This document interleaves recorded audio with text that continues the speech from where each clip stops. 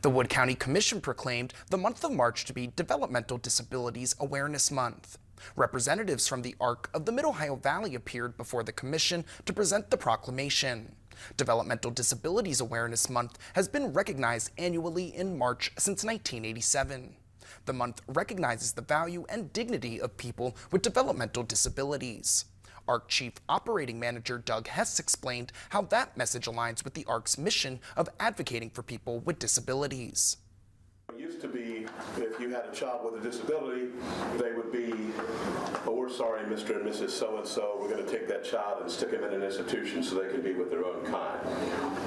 We promoted for 70 years, and what this proclamation stands for is that people with disabilities should be able to live in the community just like everybody else does, and there is no us and them. This year also marks the 70th anniversary of the Arc of the Mid-Ohio Valley. Hess and the other ARC officials also discussed their annual Golf Scramble fundraiser, which is set to take place on May 19th. The Wood County Commissioners also heard updates from the Greater Parkersburg CVB during their meeting this morning.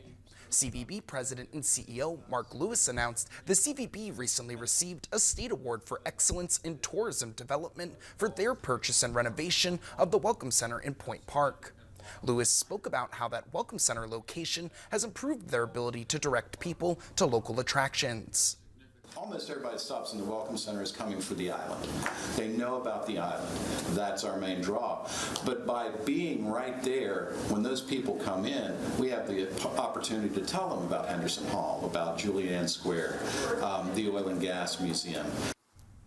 Lewis says the Welcome Center saw over 8,000 visitors last year, helping them double previous visitor numbers for Henderson Hall and the Oil and Gas Museum.